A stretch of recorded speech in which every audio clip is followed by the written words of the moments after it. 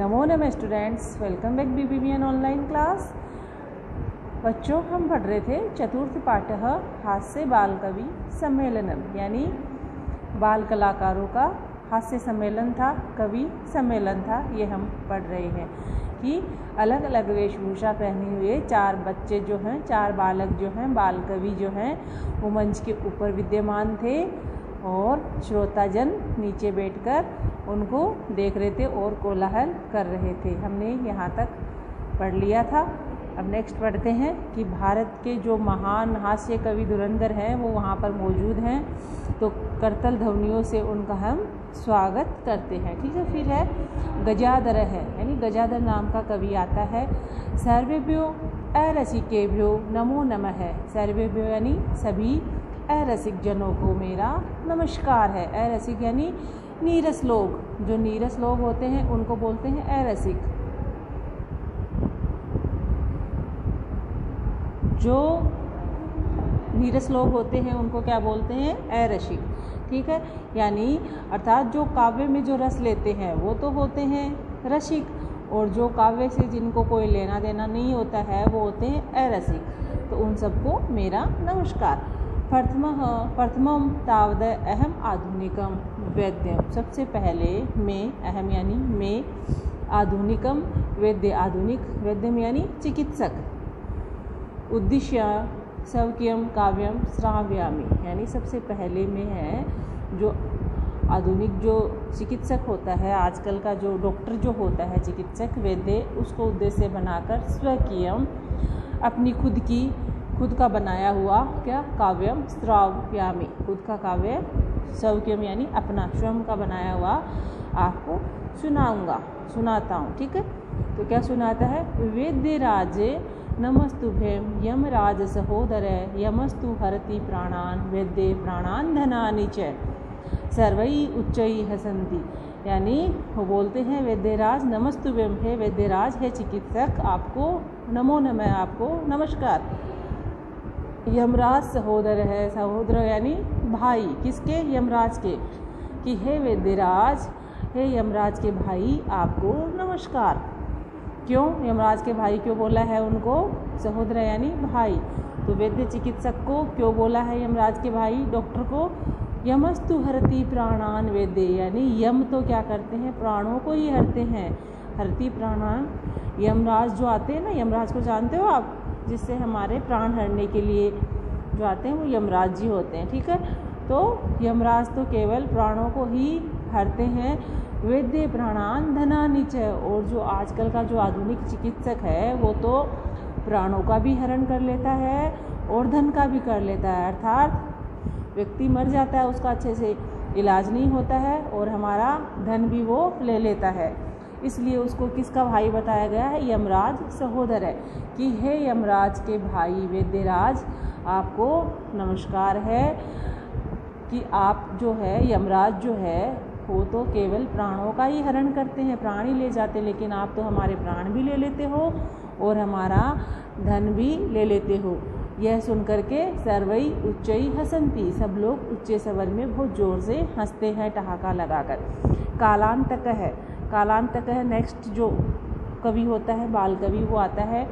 अरे वेद्यास्तु सर्वतर परंतु न ते मादृशा कुशला जनसंख्या निवारणे ममापि काव्यम इदम शृण्वन्तु भवन्त। अरे वेद्यास्तु सर्वतर परंतु न ते मादृशा, यानी वेद्य तो सर्वतर हैं, सभी है, परंतु न ते, परंतु वे नहीं है, मादृशा मेरे जैसे, कुशला जनसंख्या निवारण, मेरे जैसे जनसंख्या निवारण में कुशल वो लोग नहीं है। ममापि काव्यम, मेरा भी, मम प्लस अपि यानी मेरा भी, काव्यम काव्य, इदम यहाँ, शृण्वन्तु भवन्त, आप सब सुनिए।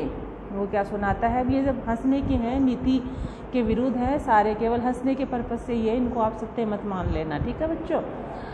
चितां प्रज्वलितां दृष्ट्वा वेद्यो विस्मयागतः ना अहम गतो न मे भ्राता कश्यदम हस्तलाघवम। ये क्या सुना रहा है? चितां प्रज्वलितां, यानी चिता को प्रज्वलित, दृष्ट्वा देखकर, वेद्यो विस्मयम आगत है, यानी आश्चर्यचकित हो जाता है। कौन? चिकित्सक। जलती हुई चिता को देखकर चिकित्सक है विस्मय में पड़ जाता है। विस्मय आगत यानी विस्मय में आ जाता है, सरप्राइज हो जाता है वो, है ना, आश्चर्यचकित हो जाता है कि ना अहम, ना तो मैं, गतो ना तो मैं आया, न मैं भ्राता, न मेरे भ्राता। कौन? चिकित्सक का भाई कौन बताया था? यमराज। ना तो मैं आया और ना मेरा भाई आया। कश्येदम हस्तलाघवम, ये किसके हाथ की सफाई है ना। वो बोलता है, जलती हुई चिता को देखकर वैद्यराज बोलता है, अरे भाई, ना तो मैं आया ना मेरा भाई, ये किसके हाथ की सफाई है ना, कि ये चिता कैसे जल रही है, ये कैसे मर गया। ना तो यमराज जी इसको लेने आए, ना मैंने इसके प्राणों का हरण किया है। क्यों बताइए ये बात? क्योंकि ऊपर बताया हुआ है ना कि यमराज तो केवल प्राणों का ही हरण करते हैं और वैद्य तो प्राणों का भी हरण करते हैं और धन का भी हरण करते हैं। ठीक है। सर्वे पुनः हसंती, सब लोग दोबारा जोर से हंसते हैं। तुंदिल है, तुंदिल है कभी आता है, तुंदस्य ऊपरी हस्तवम आवर्तियन, यानी अपनी तोंद के मोटे पेट के ऊपर हाथ को घुमाता है, फिराता है। तुंदिलो अहम हो, अरे मैं तुंदिल हूँ। तुंदिलो अहम यानी मैं तुंदिल हूँ। ममापि इदम काव्यम श्रुतियाम जीवने धार्यताम च, मेरा भी काव्य सुन करके जीवन में धारण करे, अर्थात गांठ बांध लो उसको, जीवन में धारण कर लो। परा अन्नम प्राप्य दुर्बुद्धे माँ शरीरे दयाम कुरु, परा अन्नम दुर्लभम लोके शरीराणी पुनः पुनः, यानी पराया अन्न, जो पराया अन्न है उसके बारे में इसमें बताया गया कि है दुर्बुद्धि मनुष्य, पराया अन्न जो होता है वो बहुत मुश्किल से मिलता है। परा अन्नम प्राप्य, प्राप्त होना, कि परा अन्नम प्राप्त होना है दुर्बुद्धि, दुष्ट बुद्धि बड़े मुश्किल से मिलता है। कैसे? माँ शरीरे दयाम कुरु, अपने शरीर पे माँ यानी मत करो, शरीर पर दया नहीं करनी चाहिए। परा अन्नम दुर्लभम लोके शरीराणी पुनः पुनः, यानी जो पराया जो अन्न होता है वह संसार में दुर्लभ होता है।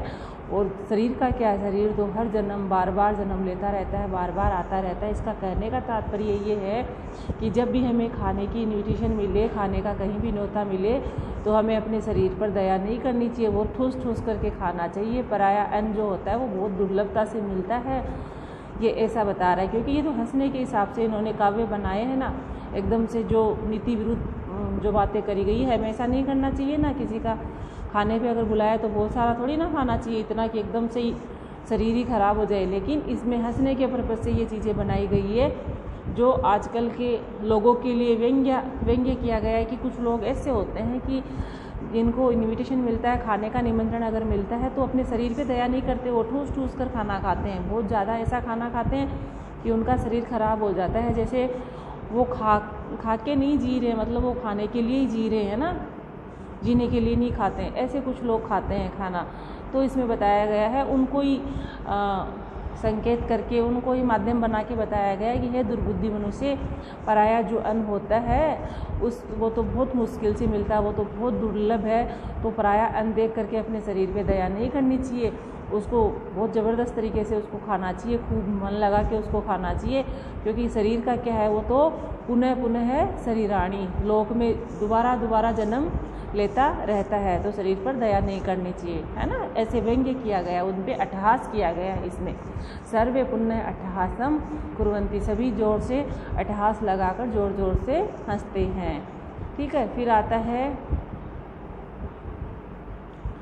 यहाँ ये ज़्यादा हो जाएंगे बच्चों, आपको ये थोड़ा नेक्स्ट में कराएंगे और नेक्स्ट क्वेश्चन आंसर कराएंगे आप, है ना। इनको अच्छे से सुनिए, समझिए, ये बहुत अच्छा चैप्टर है, इसको आपको थोड़ा जोर आएगा समझने में, तो इसको आप समझिए और अच्छे से इसको सुनिए। जो कठिन शब्द जो हैं, शब्दार्थ जो हैं, उनको आप याद कीजिए। Okay, bye, thank you.